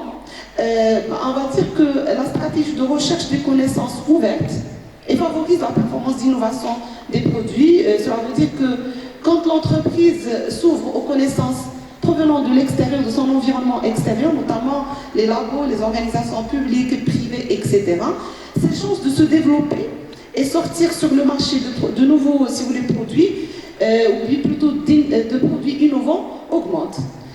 Comment on va expliquer le fait que l'effet de médiation est absent dans ce... il n'y a pas d'effet de médiation, on va dire que c'est une relation directe. Le fait que cette relation directe est confirmée sans passer par la capacité d'absorption, c'est bon, moi j'arrive... oui, le fil conducteur, donc 1 minute de plus.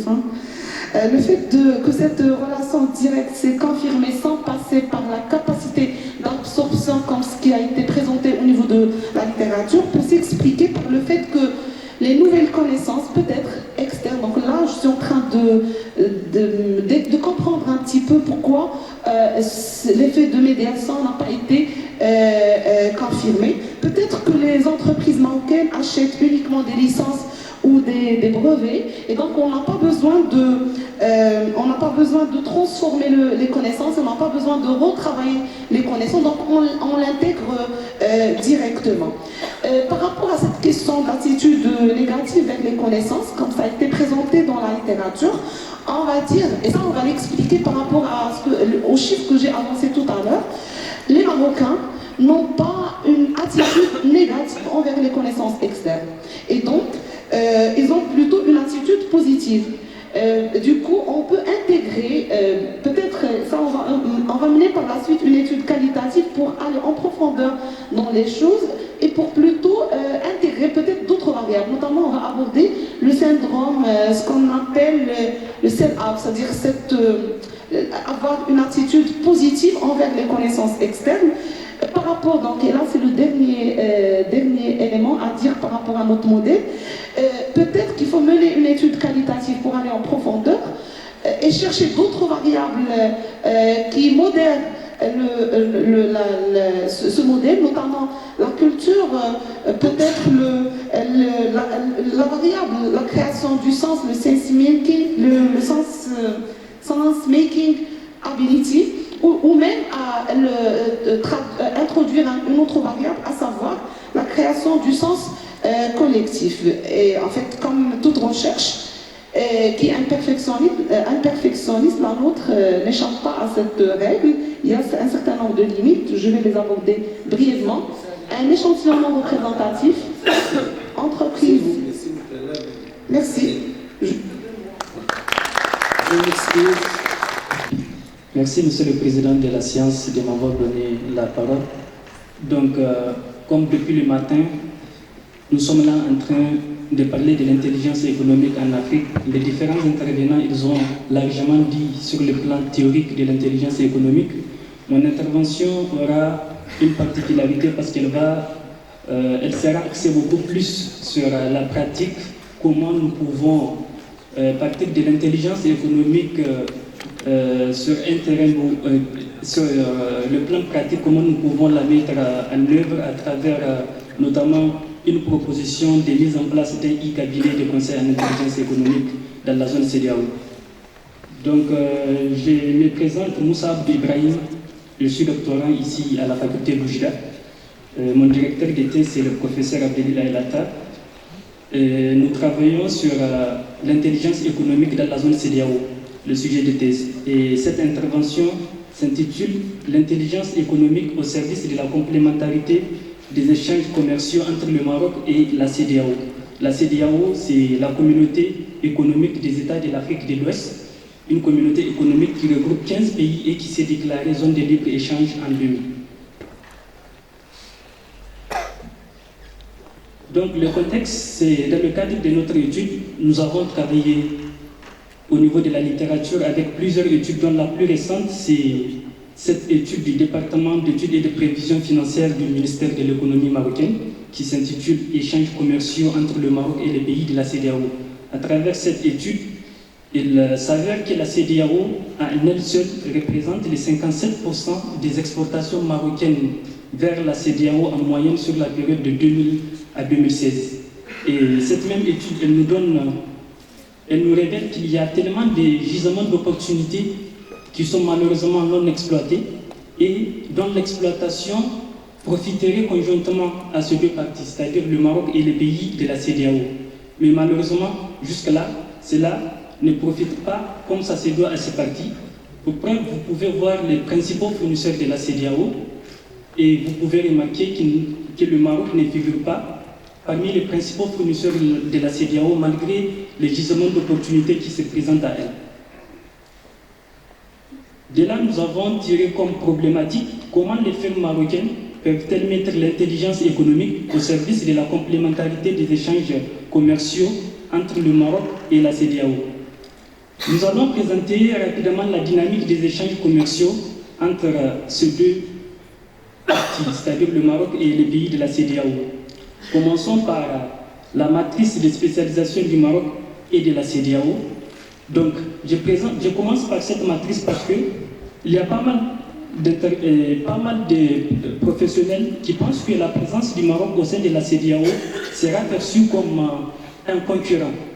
Comme vous pouvez le remarquer, la non-complémentarité est à l'ordre de 80,69 pour dire que les produits marocains seront complémentaires aux produits qui sont déjà au niveau de la CEDEAO. Donc le Maroc présente plus des opportunités de complémentarité plutôt que de la concurrence. Au niveau de l'évolution des échanges commerciaux entre le Maroc et la CEDEAO, ça a connu une croissance exponentielle, comme vous pouvez le remarquer sur ce schéma, surtout ces dernières années. Malheureusement, force est de constater au niveau des importations, ça reste faible. Ça a connu une forte augmentation jusqu'en 2011 pour décroître. Ça continue malheureusement à décroître. Donc la part du marché du Maroc par pays de la CEDEAO, elle est présentée sur la figure suivante. Vous pouvez le remarquer, le Maroc occupe une grande part des marchés avec la Guinée, le Mali, le Sénégal, etc. Et elle a des parts des marchés moindres avec Libéria et le Nigeria. Nous allons les voir après. Le Nigeria, c'est plutôt parmi les pays fournisseurs de la CEDEAO, fournisseurs du Maroc, surtout en ce qui concerne les produits énergétiques. Donc les principaux pays qui viennent du Maroc sont, entre autres, c'est le Sénégal qui occupe en moyenne la plus grande part. Et en ce qui est des produits exportés par le Maroc vers la CEDEAO, c'est essentiellement des engrais, des poissons, huiles, etc. Et la plus grande part, c'est 19% pour les engrais. Maintenant, s'agissant des principaux pays fournisseurs du Maroc parmi les pays de la CEDEAO, comme je le disais tout à l'heure, c'est le Nigeria, suivi de la Côte d'Ivoire et de la Guinée. Les différents produits que le Maroc importe au niveau de la CEDEAO, vous pouvez voir les aliments pour animaux, les cafés, du café, les éléments chimiques et organiques. Bref, c'est surtout de la matière première que le Maroc importe et des produits énergétiques, des pétroles, etc. au niveau de ces pays. Cependant, une étude a révélé qu'il existe des gisements d'opportunités, qu'il y a un certain nombre d'opportunités pour les exportations marocaines vers le marché de la CEDEAO. Les produits sont là énumérés avec les indices de spécialisation du Maroc, les principaux fournisseurs de la CEDEAO, ainsi que les tarifs douaniers moyens appliqués pour les importations, pour les exportations marocaines vers les pays de la CEDEAO. C'est le bien ici de souligner à quel point la demande du Maroc à adhérer à la CEDEAO peut impacter considérablement sur la compétitivité des produits marocains, ainsi que le cas inverse, la compétitivité des produits de la CEDEAO vers le Maroc. Donc, nous avons un certain nombre de produits qui sont au total au niveau de 16. Le choix du produit n'a pas été fait par hasard. Ça a été fait selon la spécialisation du Maroc et pour les importations selon la spécialisation de la CEDEAO. Ici, c'est pour montrer les tarifs douaniers moyens sur cette figure. C'est pour dire à combien, en cas d'adhésion du Maroc au sein de la CEDEAO, cette ligne sera linéaire, c'est-à-dire qu'il y aura la suppression de ces tarifs douaniers qui sont actuellement à l'ordre jusqu'à 20% selon le produit. En ce qui est des opportunités des exportations de la CEDEAO vers le Maroc, il y a aussi des produits qui présentent ces opportunités, mais malheureusement c'est toujours les tarifs douaniers qui causent problème. Et pour la même cause, en cas d'adhésion, il y aura la suppression de ces tarifs douaniers. Néanmoins, concernant la zone CEDEAO, quelques défis restent à relever pour la bonne mise en application de l'intelligence économique au sein de la zone. Nous pouvons citer, entre autres, l'ancrage de l'intelligence économique dans la stratégie d'internationalisation des grandes entreprises marocaines. Il faut que les grandes entreprises marocaines arrivent à mieux ancrer l'intelligence économique. Au sein de lorsqu'on a commencé l'étude, il s'est avéré qu'il y a même des grandes structures qui n'ont pas un département dédié à l'intelligence économique. c'est récemment qu'ils ont pris conscience de la nécessité de mettre en place ces départements, mais pour l'instant, ils ne font que la sous-traitance avec des cabinets de conseil. Il y a, parmi les défis de l'intelligence économique au sein de la CEDEAO, le manque de l'information prête à être utilisée. Ça, c'est parmi les grands défis. Lorsqu'on parle de l'Afrique en façon générale et de la CEDEAO de façon particulière, il manque l'information prête à être utilisée. On peut aussi citer la mise en place d'une intelligence économique panafricaine.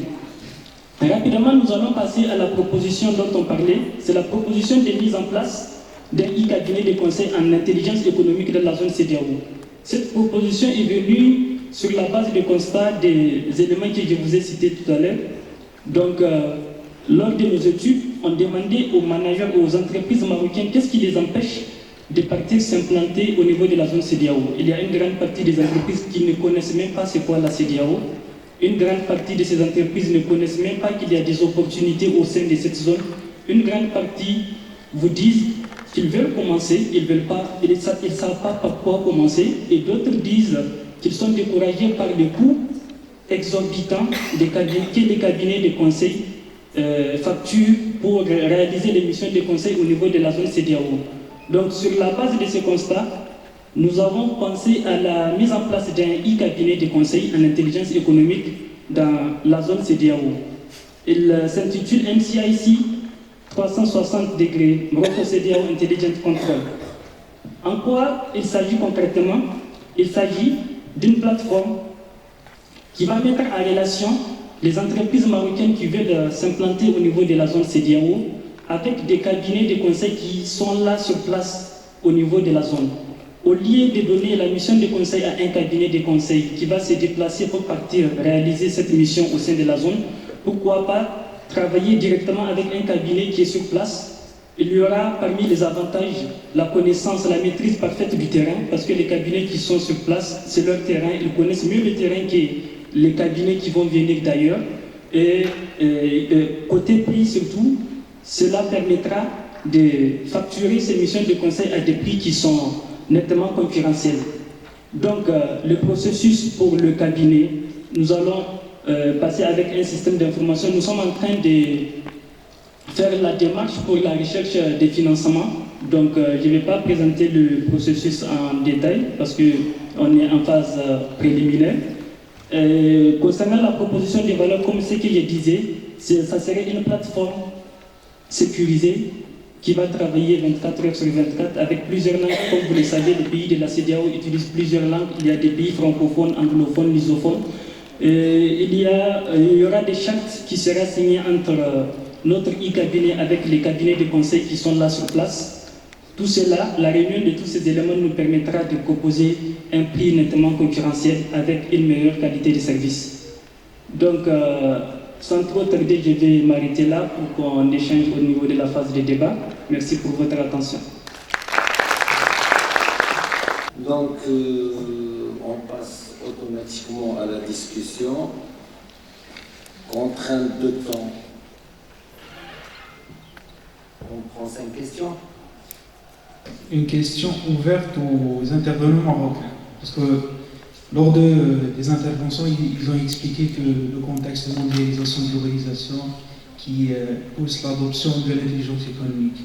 Ma question est, est-ce que l'adoption de l'intelligence économique est une adoption proactive, relève d'une décision consciente des entreprises et des organisations, ou c'est une adoption réactive, imposée par l'environnement et la concurrence? Merci. Alors, salam alaikum, bonjour tout le monde. Ma petite question, ça concerne deux professeurs qui ont intervenu à propos de la capacité d'absorption concernant son influence en termes de la mesure de la performance d'innovation.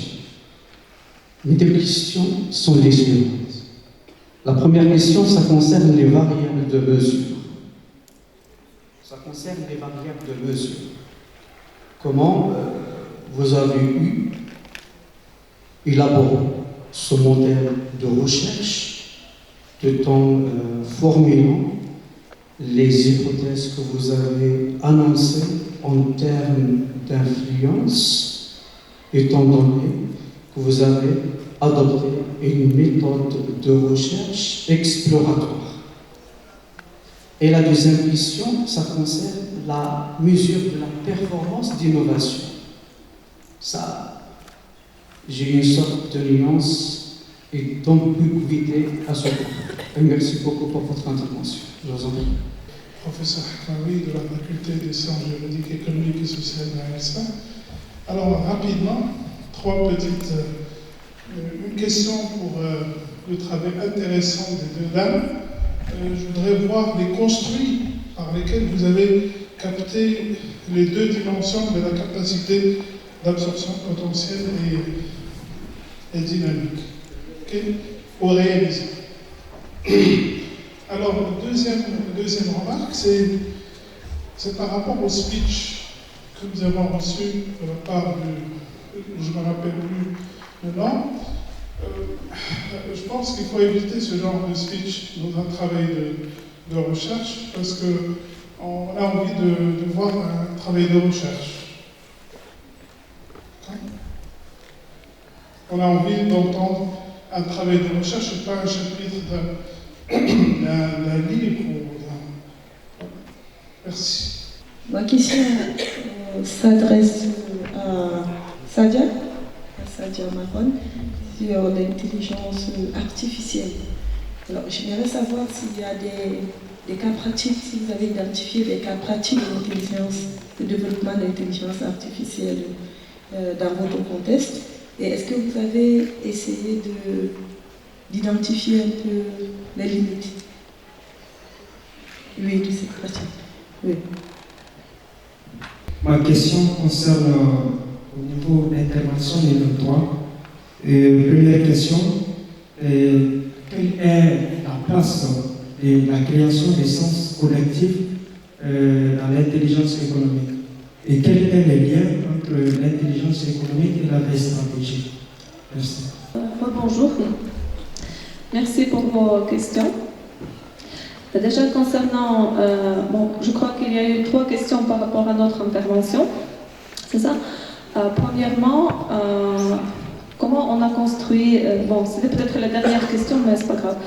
Comment on a construit l'échelle de mesure de la variable capacité d'absorption? Donc on s'est basé sur l'échelle de mesure trouvée dans les littératures, bien sûr. L'auteur exact, c'était l'article de Cepeda et Carion de 2010, je pensais au lien B, j'ai la référence exacte. Donc, la capacité d'absorption, c'est une variable bidimensionnelle selon la vision de Zara et George en 2002. Donc, la première dimension, c'est la capacité potentielle à travers 2 composantes, l'acquisition et l'assimilation. Et donc, on a eu, je crois, 8 items dans cette échelle de mesure. La deuxième composante, c'est la capacité d'absorption réalisée, avec 2 composantes également, donc la transformation et l'exploitation.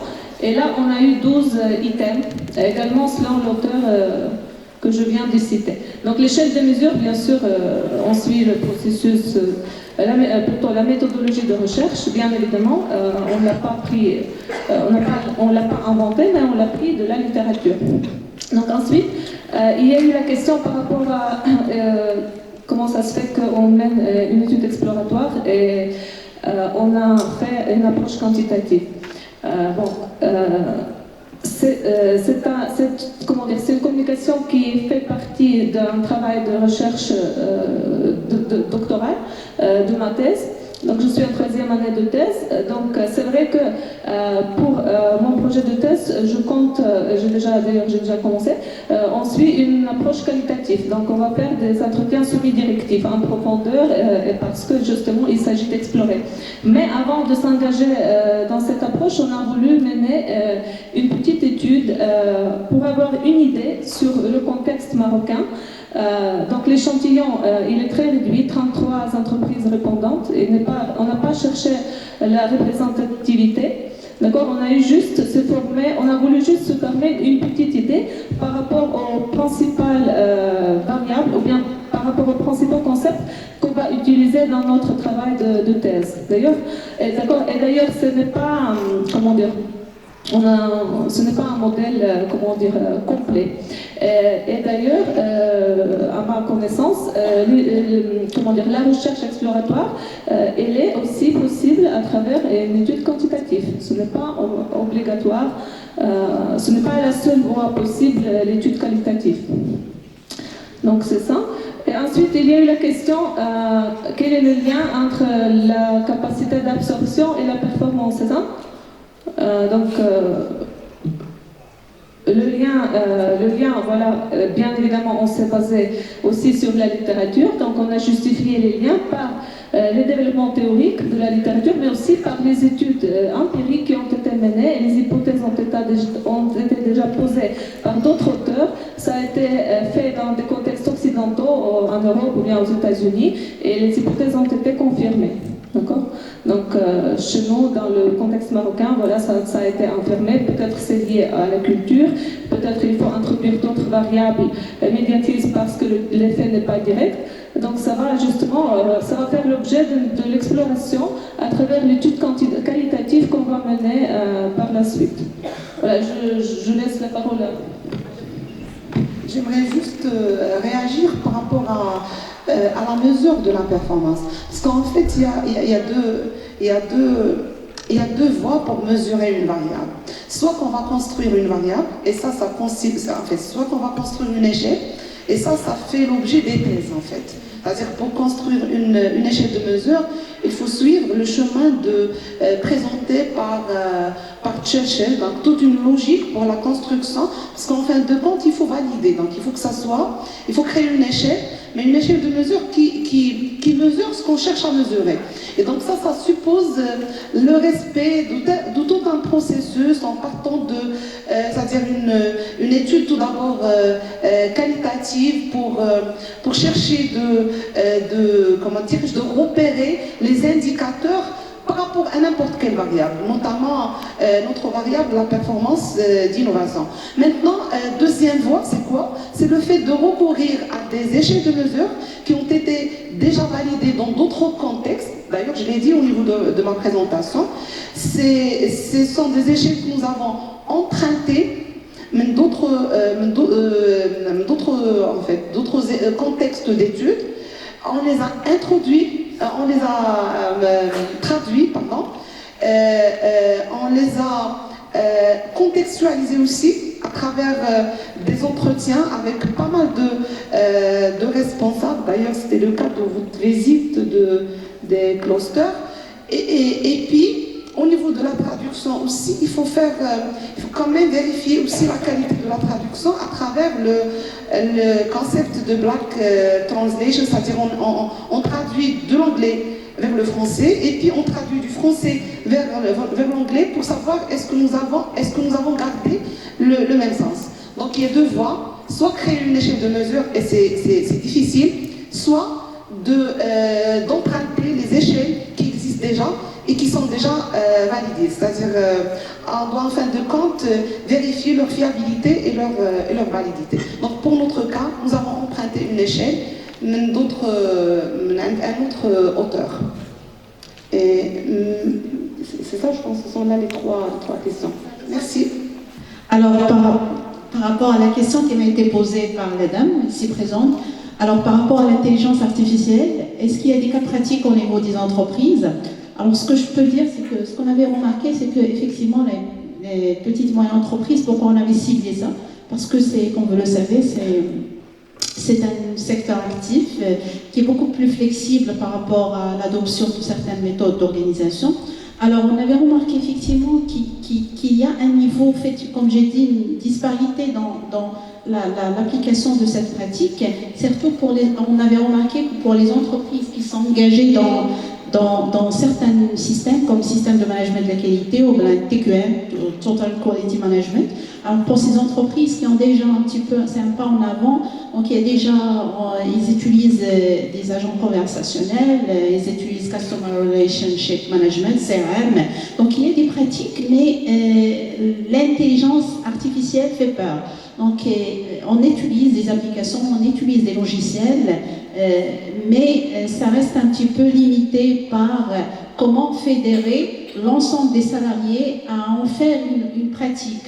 Alors c'est ça la limite par rapport à la limite, comme a été posé comme question. Alors les limites, effectivement, comment en faire un projet qui fédère l'ensemble des parties prenantes de l'entreprise et comment allouer des budgets pour ça, donc pour recruter des compétences, des profils requis, pour donc un petit peu acquérir, donc travailler selon des algorithmes, selon un langage, donc c'est le deep learning ou machine learning. Donc tout ça un petit peu nécessite beaucoup plus d'efforts par rapport aux entreprises, et aussi c'est une politique nationale, donc avant tout. Alors voilà, j'espère avoir répondu à votre question. Merci. Si j'étais à votre place, comme doctorant, je ne répondrais à aucune question. Croyez-moi, je dirais, qu'est-ce que vous reprochez à mon travail? Ça nous permettra d'ouvrir des pistes. Maintenant, on essaie de répondre, on essaie d'avoir la réponse. Non. C'est une étape de la recherche. Par définition, la recherche n'est pas encore terminée. Et donc, elle est sujette à beaucoup de questions. Ce n'est pas un reproche, c'est plutôt un concept. Alors, donnez-nous vos reproches, s'il vous plaît. Donc, je vous remercie. Rofi Atil Jensa.